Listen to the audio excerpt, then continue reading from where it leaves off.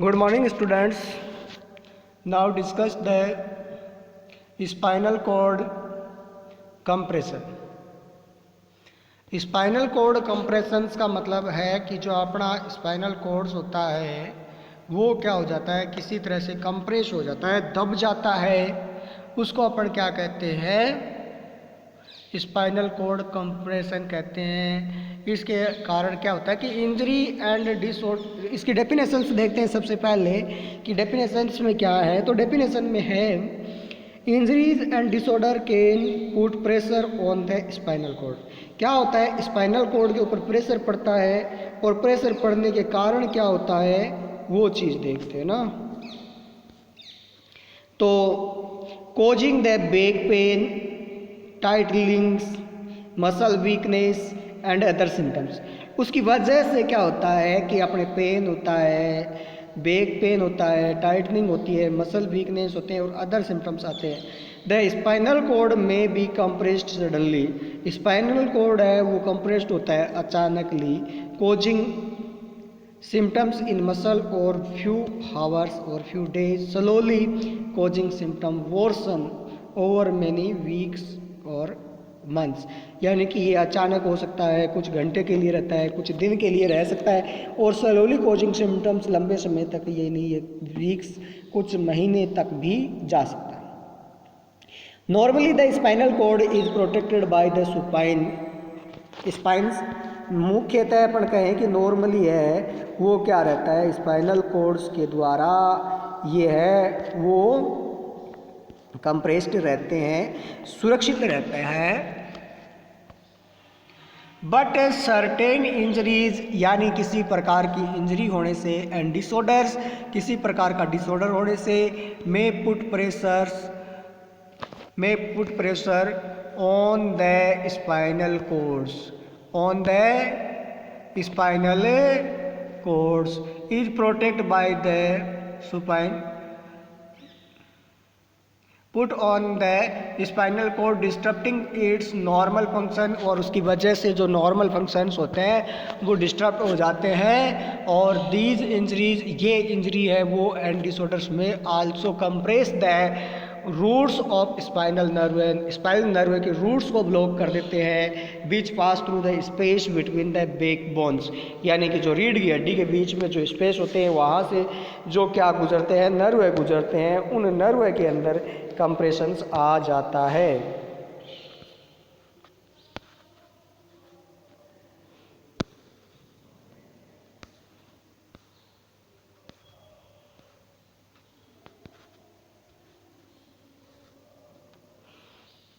ठीक है, these injuries disorders also compress the nerves. Last है कि the bundle of nerve extended downwards from the spinal code. Spinal cord के through ये क्या आते हैं, नीचे की ओर आते हैं। अब इसके कोजेज एंड रिस्पेक्टर्स की बात करते हैं तो कोजेज एंड रिस्पेक्टर्स में आता है द स्पाइनल कोड्स में B compressed by the following. Spinal cord है वो किस वजह से होता है, फर्स्ट है बोन की वजह से। तो बोन की वजह से कैसे हो सकता है, इफ द बैक बोन्स यानी वर्टिब्रा ब्रोकन, फ्रैक्चर्ड यानी टूट जाती है या फ्रैक्चर्ड हो जाती है, डिसलोकेटेड हो जाती है अपनी स्थिति से, और एक ग्रो अबनॉर्मली, और अबनॉर्मल ग्रो होता है, अबनॉर्मल वृद्धि होती है। दे में कंप्रेस द स्पाइनल कोड, और वो स्पाइनल कोड को कंप्रेस करते हैं। Vertebra that weekend,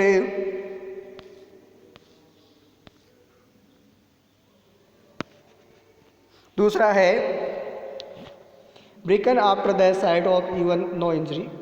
connective tissue, connective tissue के अंदर है कि connective tissue such as a ligaments है can compress the spinal cord after the severe spinal injuries के बाद में। इसके अलावा एक्यूमुलेशन ऑफ द ब्लड्स यानी हीमेटोमा हो जाता है, कहाँ पर, स्पाइनल कोड्स के अंदर। ब्लड में एक्यूमुलेट इन और अराउंड द स्पाइनल कोड्स। इसके अलावा ट्यूमर्स है द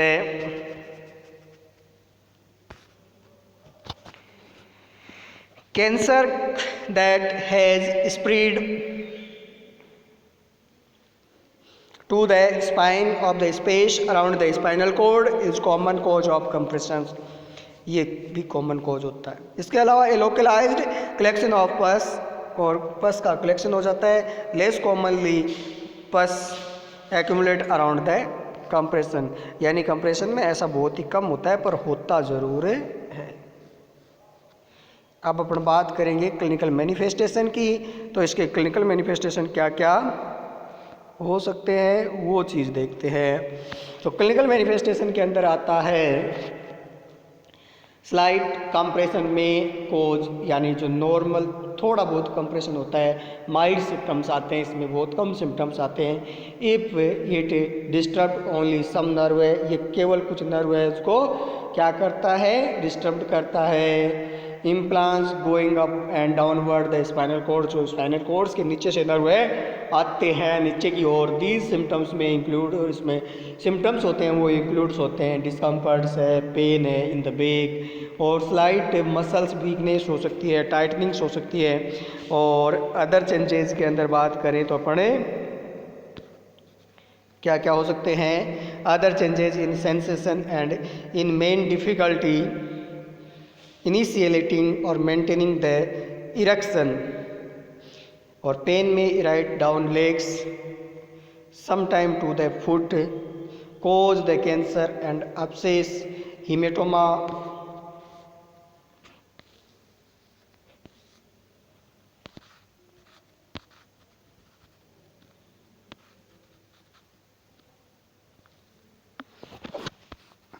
अब बात करते हैं tenders to affect the sometimes reflexive, including the use to uterines may be excreted, sometimes causing the muscles spasm and increase the sweatings, or compression increase the symptoms may worsens.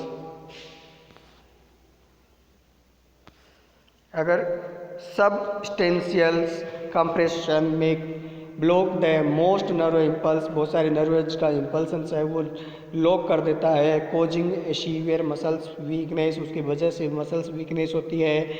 और numbers retention of urine, loss of bladder और bowel controls, इसके कारण क्या होता है bladder और bowel control नहीं हो पाता है। और it all nerve impulse are blockage, और सारी की सारी जो नर्व इम्पल्स होती है वो ब्लॉकेज हो जाती है।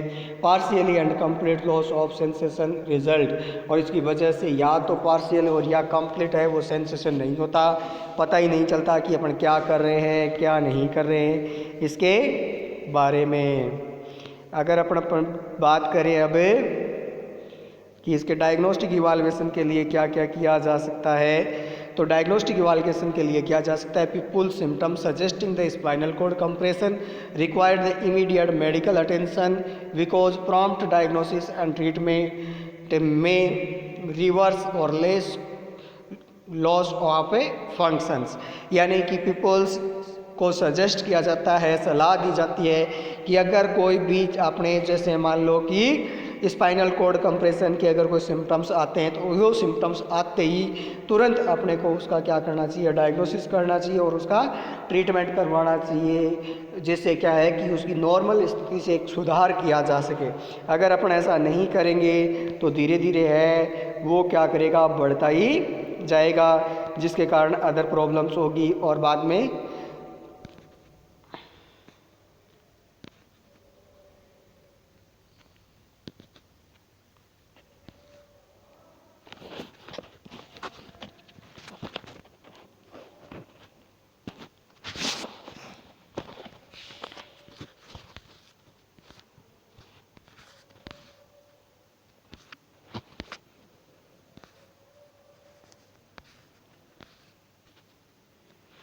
because the spinal cord is organized in a specific way, doctors can determine, doctor determines करते हैं, डॉक्टर पहचान करते हैं which part of the spinal cord is affected, यानी कि कौन सा पार्ट है वो पार्ट्स है वो स्पाइनल कॉर्ड्स का अफेक्टेड है, बेस्ड ऑन द सिम्टम्स के आधार पर and result of physical examination, और जो फिजिकल एग्जामिनेशन किया जाता है उसके दौरान। For example A legs but not the arms are weak and numb and shoulder bowels functions are impaired. The spinal may be damaged to the mid-chest thoracic levels. The location of pain tenderness along the spinal also help to doctor determine the site of the damage. यानी कि जैसे मान लो कि अगर इसे क्या किया जाता है कि मान लो ऊपर आर्म्स है, हाथों के अंदर नमनेस नहीं होती है, कोई तरह का जो प्रॉब्लम्स नहीं आती, सामान्य स्थिति रहती है, लेकिन वो स्थिति है वो नीचे के जैसे मान लो पैर है, बोवल्स मूवमेंट्स है या फिर ब्लैडर मूवमेंट्स है, अगर मान लो कि इम्पेयर्स होती है, इसका मतलब है कि थोरेसिक के मिड पार्ट से नीचे के जो स्पाइनल कॉर्ड्स है उसमें किसी तरह की अबनॉर्मलिटीज आई है।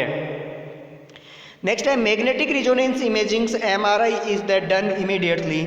जो मैग्नेटिक रिजोनेंस इमेजिंग है यानी MRI है, उनके थ्रू तुरंत पता लगाया जा सकता है। इफ MRI इज अनअवेलेबल, जब MRI अवेलेबल नहीं होती तब myelography x ray of the spinal columns after the injection of the radio plaque dyes, यानी कि जैसे ही मान लो स्पाइनल कॉर्ड के अंदर डाई एंटर की जाती है और उसके बाद एक्सरे लिया जाता है, वो इसको क्या कर सकता है, आइडेंटिफाइड कर सकता है। नेक्स्ट इसके अलावा सिटी स्कैन्स की जा सकती है। अब बात करें इसके ट्रीटमेंट की, तो ट्रीटमेंट क्या हो सकता है इसका, तो ट्रीटमेंट के अंदर है if loss of function is partially और वेरी रिसेंट, यानी कि मान लो कि इसके अंदर थोड़े बहुत अगर पार्शियली अगर कोई लॉस होता है तो तुरंत अपने को क्या करना चाहिए, इसकी जांच करवानी चाहिए। Compression must be relieved immediately, और तुरंत रिलीव हो जाता है। When the compress is detected and treated quickly, तुरंत उसका ट्रीट होना जरूरी होता है। बिफोर नर्व पाथवे डेस्ट्रॉय, बिना नर्व पाथवे के डेस्ट्रॉय किए हुए बिना ही पहले इलाज कर देना चाहिए। ट्रीटमेंट कैन प्रिवेंट, ट्रीटमेंट है वो प्रिवेंट करता है, बचाता है। किसे बचाता है, permanent damage to the spinal cord के परमानेंट डैमेज से। And function is usually completely recovered, और जो फंक्शंस होते हैं वो पूर्णतः रिकवर हो जाते हैं, बाद में ठीक हो जाते हैं। Surgery is typically needed to relieve the compression, और सर्जरी में also be needed to insert steel roots and thus stabilise the spines, यानी कि ये बहुत हार्ड कंडीशंस में ऐसा किया जाएगा। Other treatments various depending on the causes के आधार पर है। जैसे मान लो कि certain disorders high doses of a corticosteroids दिया जा सकता है, सच एज ए डेक्सामेथासोन्स है और मेथाइलोप्रेडिनिसोलोन्स है, are given to intravenously as soon as possibles, जहाँ तक पॉसिबल्स हो तुरंत है उसको डेक्सामेथासोन्स या मेथाइलोप्रेडिनिसोलोन्स दिया जाता है, जो क्या करता है कि these disorders include the tumours, अगर ट्यूमर्स होती है तो कोज इज नाउ अनाउंस, उसके कोज पता नहीं होता, and possible to blunt injuries से बचाने के लिए उसे स्टेरॉइड कॉर्टिकोस्टेरॉइड्स दिए जाते हैं। कैन रिड्यूस द स्वेलिंग, जिससे स्वेलिंग रिड्यूस्ड हो जाती है in around the spinal cord के चारों ओर की जो होती है वो। अब अपन बात करते हैं यहाँ पर herniation of the intravertebral disc. Herniation of the intravertebral disc क्या होती है, तो herniation of the intravertebral disc is a protrusions of the muscle nerve plaques of the disc into the annulus, or these retentions may occur in the portion of the vertebral columns. This most the location of the inherent low back. The pressure of spinal nerve roots of spinal cord cause the chronic और recurrent block या back leg pens.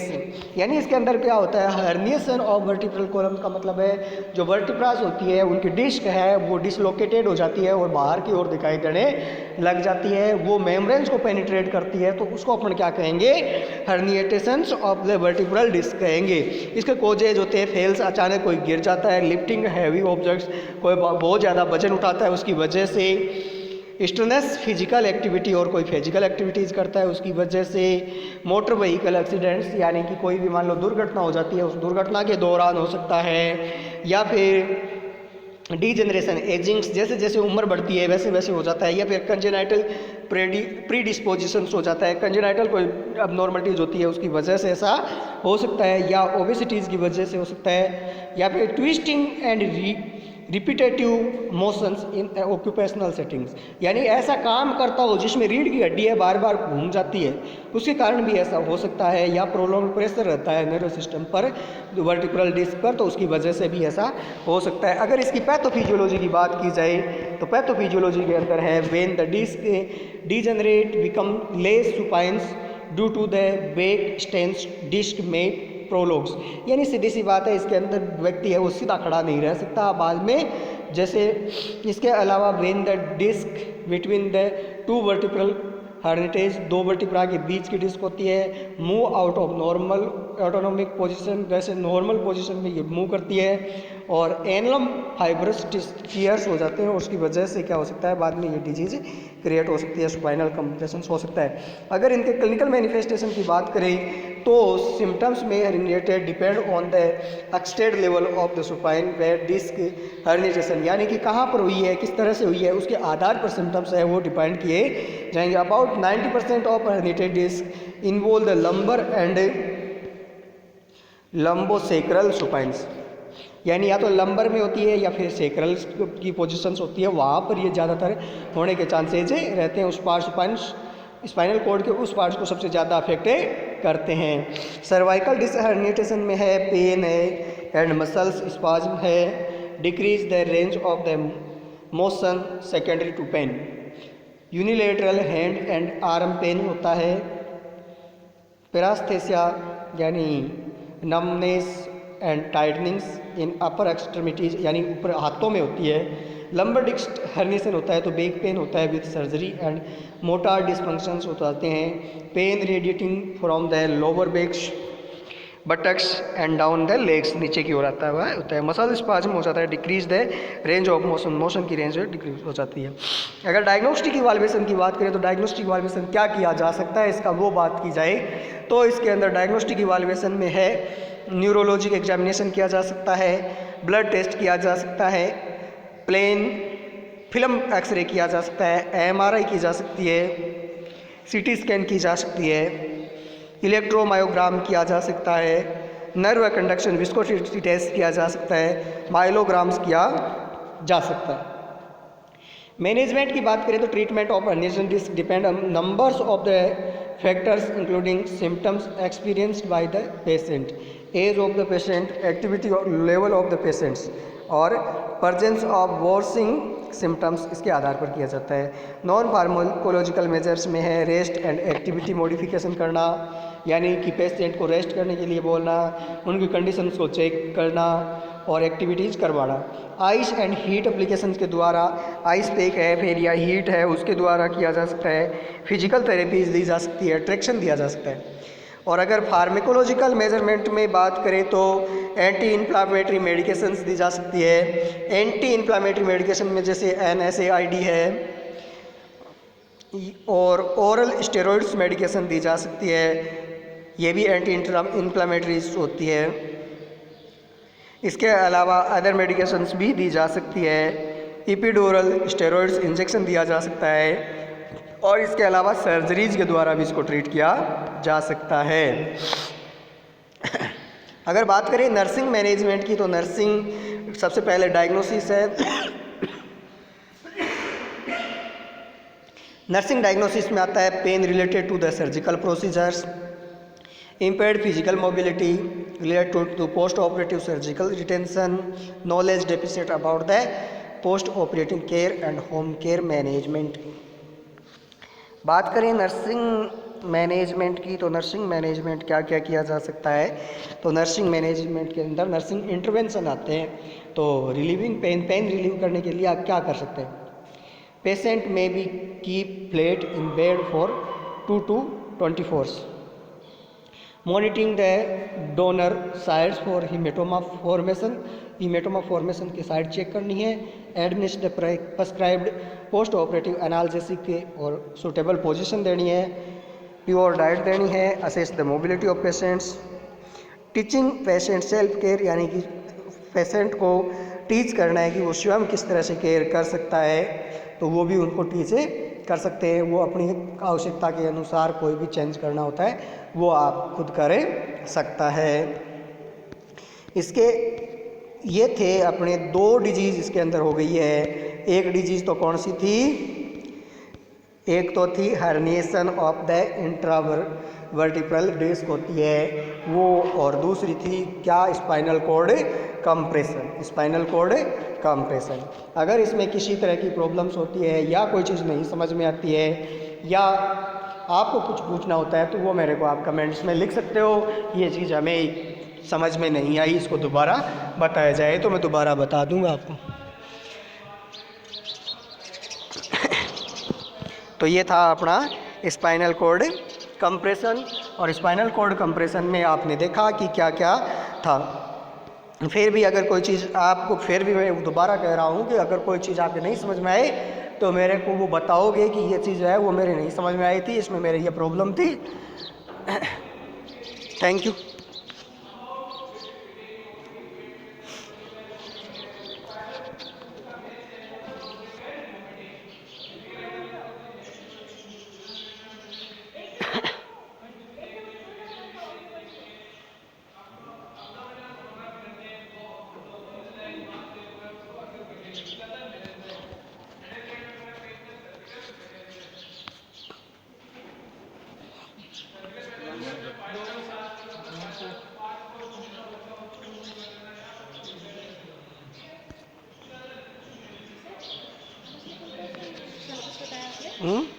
Syllabus क्या बताया है?